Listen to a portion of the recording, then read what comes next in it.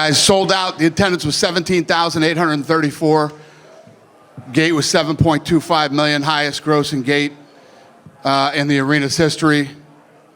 We beat the Rolling Stones. They had the record since 2012. Fight of the night was Islam and Poirier, and then performance of the night was Holland and Islam. They all won 50,000. Congratulations. Actually, yeah, Islam wins 100,000. Obviously, you gave it fight of the night, so you were impressed. But give us your thoughts on that main event. Yeah, incredible fight. I mean, both guys dug deep. Absolute war. Islam is tough as hell and talented, and he ate some big body shots tonight. Took that elbow to the forehead, and I thought that Poirier did an unbelievable job of stuffing takedowns and getting up when he was in nasty positions, staying out of that submission in the first round. Just, you couldn't ask more for a main event title fight. Yeah, you know, I think going into this fight, the talk was maybe, we've seen Dustin in these type of fights before. Right. He's going to get taken down, choked out, or something like that. Well, the big question tonight was, what did he learn from the Khabib fight? I mean, after that fight, he was horrified. He said, I couldn't believe, how I couldn't do anything against him, and he's going in against a protege guy who, fights exactly like him. And obviously, he worked hard on the takedown, defense, and getting back up from the bottom.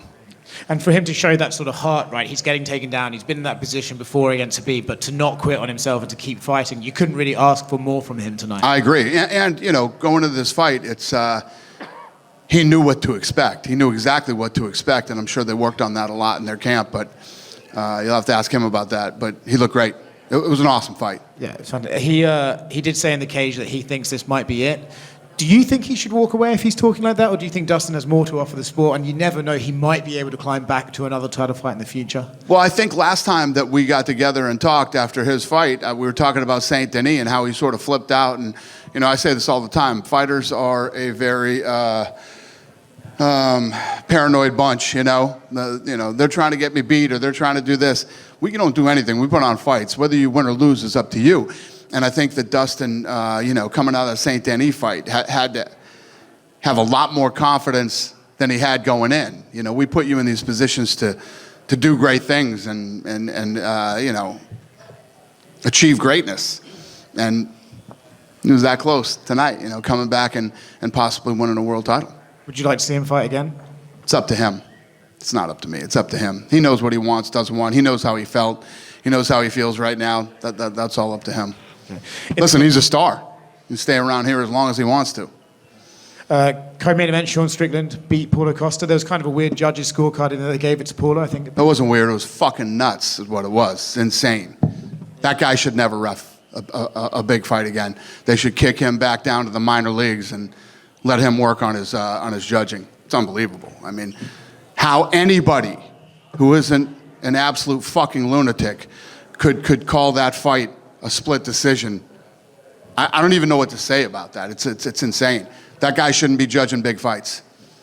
What did you think of Sean Strickland's performance? He said he wanted to do more, but Paulo was running away from him and he couldn't engage in him. What did you think of his performance? Yeah, I mean, it's not the fight I expected. I mean, every time you see Paulo Costa in a fight, it's a war. He usually goes to war. But you could tell tonight he couldn't get off. Brilliant kicking that leg the way he did. Strickland's tough as hell. Was eating those leg kicks, all night. Has he been in here yet? No? Yeah, I'm wondering how he's walking because, I haven't heard anything. But he did some big damage to that front leg. And, I thought he fought a beautiful, perfect fight. I mean, he's a very awkward guy to fight, and how he throws those teep kicks and his hands are so good. He's very elusive and beautiful jab, and he basically picked Costa apart and shut him down. And for Paulo, on the broadcast, Joe Rogan said he feels that Paulo hasn't been the same since he lost to Israel, and he maybe lost a bit of confidence and doesn't fight the way he used to. Do you agree with that assessment, or do you think maybe Paulo's just trying to find different ways to fight? No, I think that I expected him to come in and turn it into a street fight eventually. Maybe they had my thought process in the first two rounds, I was like, okay, they have a game plan that he's sticking to. He's chopping that front leg, trying to get him, and then he's going to turn this into an absolute street fight, and the street fight never came. I think that Strickland was way too unorthodox for him and kept that jab in his face and kept pressure on him basically the same way he did Izzy. Tanner right here. Joe Rogan on the broadcast called Islam the perfect lightweight, and they're just the size, his style of fighting, just his fight IQ. I'm curious, like, where do you rank him in this pantheon of lightweights that we've seen over the years? Yeah, I think he's, one of the greatest of all time. I think he's incredible. I don't think he's the pound-for-pound best fighter in the world. For anybody to call Islam the pound-for-pound best fighter in the world when John Jones is still fucking fighting is nuts and shouldn't be ranking in the pound-for-pound or doing any of the fucking rankings ever, if that's what you really think. John Jones has never lost a fight, ever. He's fought all the baddest dudes in the world. And then when you think about what pound-for-pound rankings really mean, he moved it up to heavyweight and destroyed the best guy in the world. As long as John Jones is still fighting, active, and in the rankings, yeah, nobody's pound-for-pound best fighter in the world. Well, to kind of go off of that, Islam said he wanted that second belt. He wanted to go to welterweight. Is that something that, I know you have that welterweight title fight coming up. Is that something maybe you'll discuss with him, or do you want him to stick at lightweight? I don't know. I mean, he hasn't said anything like that to us, so we'll see. What did you make of the referee stoppage in the Kevin Holland, Michelle Olachechik? I think it was a good stoppage. When the guy's arm is going this way, but it's that way, yeah, you should probably stop the fight. I mean, and even Kevin Holland came over and said to me, I don't want to break the guy's arm, but Jesus Christ, he's tough. You know what I mean? And I respect that, the guys that don't tap, but if you don't tap and that's happening to your arm, I think that the ref needs to step in and stop the fight so you don't do permanent damage to the guy. He wasn't getting out of that, and it wasn't getting any better. You obviously unveiled the new gloves today. Pretty much all the fighters except for Sean had glowing reviews. Sean wasn't the biggest fan of them, but have any of them talked to you about the design or what they liked about it, what they didn't like about it? No, I haven't heard anything yet. We'll see in the next few days what people thought of them. And unrelated to this, you announced a bunch of fights for the Abu Dhabi card. I think the most notable one is the return of Nick Diaz. So I guess what went into that? And I guess a lot of people, surprised that Nick was coming back, surprised he was in Abu Dhabi, and surprised he settled on Vicente Luque. So what went into that booking? Yeah, he came to us and said that he wanted to fight. He was texting me and wanted to meet. And what the hell just were we? We were down St. Louis. He was going to be there, wanted to meet. Hunter got together with him, and they ended up getting a deal done. Kevin Holland said he was the original opponent, but he didn't want to wait until August. Is that true, or did he give a list of fighters? Yeah, I mean, we're always throwing people at Kevin Holland all the time. And, I don't know if that is true, but it probably is. If Kevin said it, then it's true. I've never heard Kevin make any shit up, so it must be true. Last one for me. After Tony Ferguson's last fight, you said you wanted him to retire. Mm-hmm. Now you have another fight with Michael Case. Is this going to be it for Tony Ferguson, win or lose? Yeah, I hope so. Yeah, I would like to see him retire. Yeah.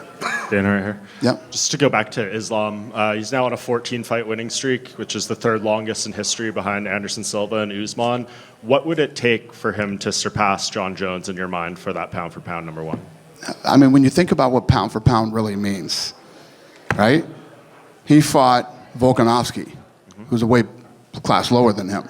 John Jones beat everybody at light heavyweight, then beat the best heavyweight in the division like it was nothing at a higher weight class. So John Jones is absolutely positively the pound-for-pound best fighter in the world, probably the greatest fighter of all time in any sport. When you talk about who's the baddest dude in the world, you put two guys in a room and who walks out, John Jones walks out of the fucking room every time. No question about it. Yeah, and in no way trying to diminish John's accomplishments, but he's fought once in the last however many years. Islam's fighting multiple times a year, defending. So at what point does activity outweigh John's? Beautiful. I like that you asked that question. Let's talk about activity. 3 years off. Nobody, not even Ali. Nobody's ever come from 3 years off and looked the same. John Jones walked through the number one guy in the heavyweight division like it was nothing with 3 years off. Yeah. John Jones is the best ever. Ever. And when I say ever, I mean in any combat sport. He's the best ever. You throw John Jones in a room with anybody, John Jones walks out of the room. John's saying he's fighting Stipe November 9th in New York. Is that fine? I love it. Yeah. Nothing's official yet, though, obviously. Yeah, I'm in. Great. And Donald Trump was here again tonight. I know he's had a very crazy week and everything. Was there any hesitation maybe bringing him for this particular event, given everything that happened in the past few days? Any hesitation for him to do what? Come? Yeah, just make this type of public appearance. I don't know. How do you think it went tonight? It seemed like the crowd loved him. Yeah. Probably a good idea to show up tonight. And one more. Next month, the Hall of Fame is happening. Anderson Silva versus Chael Sonnen will go in there, and they're doing a boxing match like 12 days before that. Are you expecting them to both be in attendance after they do that boxing match? Say that to me again. Who's boxing? Anderson Silva and Chael Sonnen are doing a boxing match in Brazil 12 days before their Hall of Fame induction. That's crazy. I didn't know that. You didn't know that? No, I had no idea. Who do you think wins first reaction? Boxing? I would have to go with Anderson Silva on the boxing match, yeah. Yeah. Apparently, Anderson wanted to do MMA and Chael wanted to do boxing. Huh. Yeah. Okay. He wants what? He wants to box Jorge Masvidal after Anderson Silva. Yeah. Speaking of boxing, Mike Tyson versus Jake Paul is delayed. I know you're close with Mike. I guess, are you happy that they're looking out for his health in that instance? And do you even think it should be rescheduled, period, given this ulcer flare-up? 100%. Yeah, obviously I know a lot about it, but I'm not going to talk about it publicly. Yeah, you know. Yeah. For the first time probably ever in my life, I have no comment on something. That's Mike's world, and you know he gets pissed at me every time I talk about that stuff. Good for him, and they'll figure it out.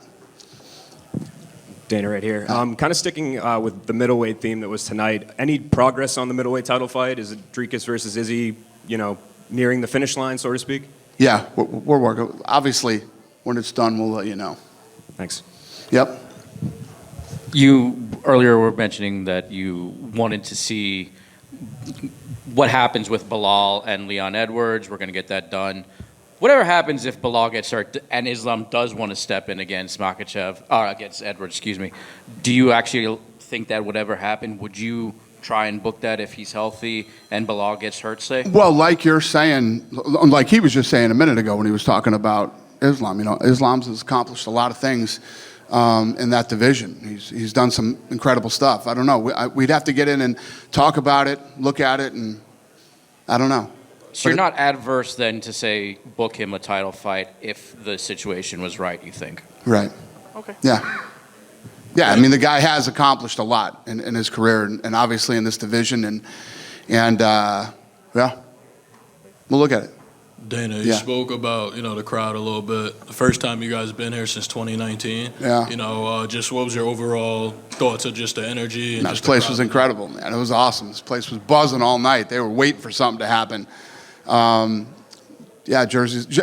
So tonight, the arena bought me this board, and it's all the fights in order that have been in New Jersey. And what's incredible is the first fight in Jersey was in 2000. Me and the Fertittas were there looking at, the UFC at the time. Then we come back in 2001 at the Taj Mahal. We come back to the Taj Mahal for the second fight, and then the third fight is at the Meadowlands. So it's kind of cool to see the posters all laid out and think about, basically 25 years ago, how, we were at the first one here in Jersey. So Jersey's always been good to us, and it's always fun to come back here. Thanks. Hey, Dana. Jailton Almeida said he wants to face Cyril Gane in September. Is it a fight that interests you? I don't know. I don't even think about this stuff until we get back to the office and get back in the war room and start talking. But the initial idea to Paris, it's something like Cyril Gane, or don't? I don't know. Anything's possible. I off the top of my head right here, right now, I couldn't tell you who's going to fight Cyril Gane next or what's going to happen next. So, okay. And what did you think about the performance of Jailton? Yeah, looked good. Great fight. Yeah. Thank you. Yep. Dana, right here. What's up, bro? Kevin Holland has been a guy, like you said, you throw names at him all the time. Tonight he put out, an awesome performance. It was a short notice fight too. What's his value been like to the company, and what do you think about his performance tonight? Listen, I like him very much personally. We have a great relationship, and he's fun to watch, He goes in and puts on fun, entertaining fights all the time. Gets dropped, it's on his back, defends, and then gets him in the armbar and finishes the fight with the armbar. He's always fun and exciting to watch. Definitely. And This one was kind of surprising. After the unanimous decision victory for Eileen Perez, she came back here and actually said that she was ready for a full-fledged 5 rounds, if need be, with Kayla Harrison. What are your reactions to that? I love it. I love when people talk like that. I love when that's their attitude. I love when they want to step up and take opportunities and go after the big dogs. It's good stuff. Thank you. Hello, sir. Hi. Islam Makhachev recently said that he had remained only one opponent in lightweight. It's Arman Tsarukyan. So can you tell me, is there any single chance that you can organize this match, this fight in Russia? No, nowhere. Makhachkala, Moscow, St. Petersburg. Who? Islam Makhachev, Arman Tsarukyan. In Russia? Yeah. I mean, that's the fight to make. I mean, that's the fight. That's the fight everybody wants to see. That's the fight that needs to happen. You know, when we were talking earlier about him moving up, I mean, if I was him, I wouldn't even think about moving up till he had that fight. But I don't know about having that fight in Russia. I don't know where we would do it. Politically, are you guys even able to have a card in Russia with the... I have no idea. Yeah. I have no clue. Cool. Have a good... Yeah? Sorry, thank you.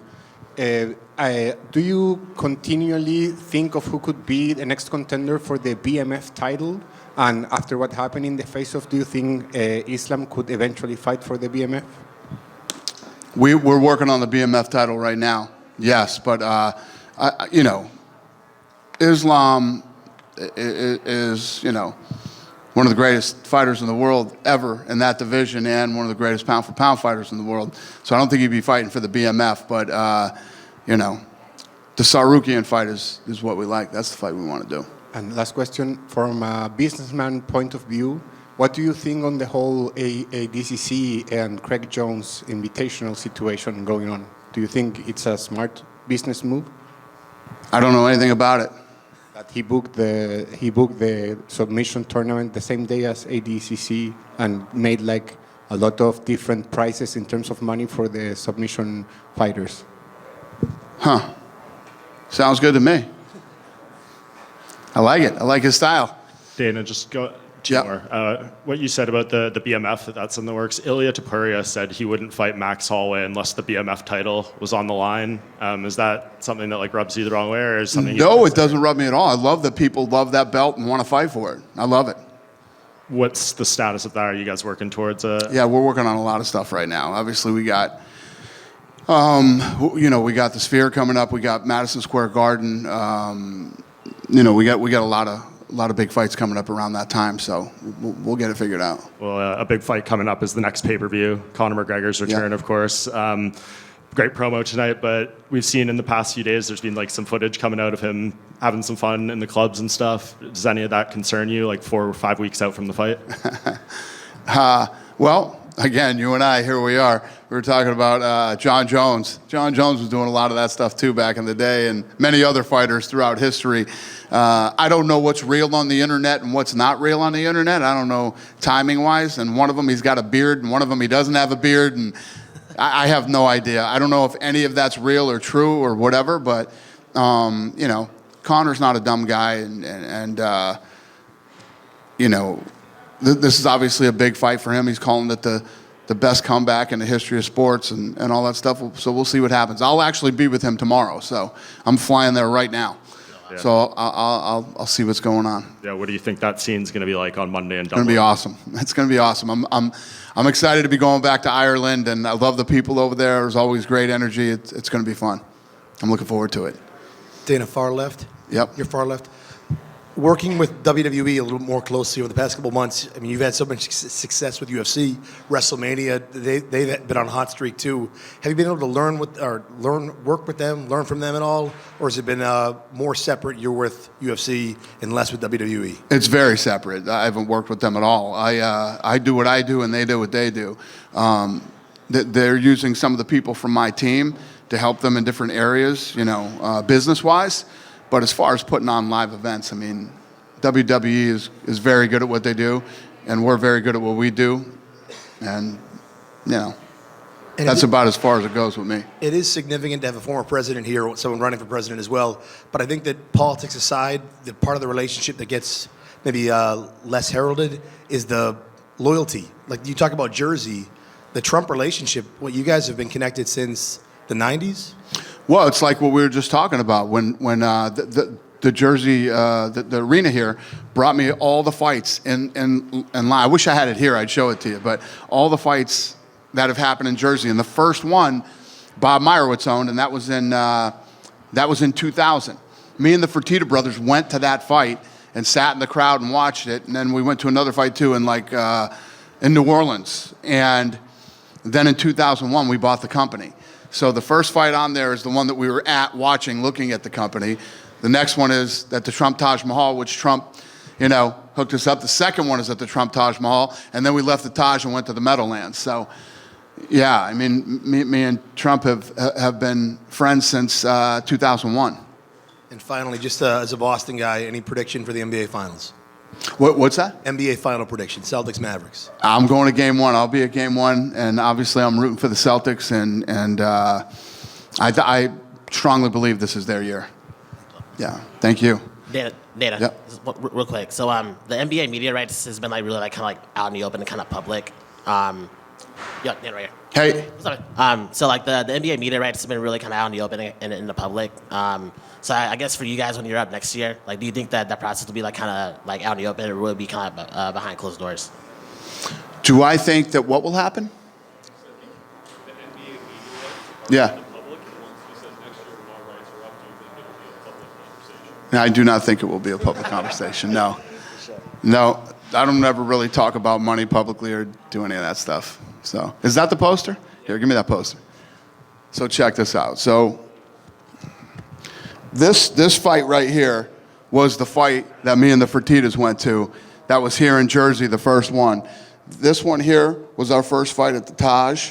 This was our second fight at the Taj, and this one here was the Meadowlands. So this is where we're looking at it, thinking about buying it. This is after we do the first two with Trump, and then we moved to the Meadowlands, which was obviously a much bigger arena. But this thing's huge. They have a huge one for me, and it's framed, and it's awesome. I love it.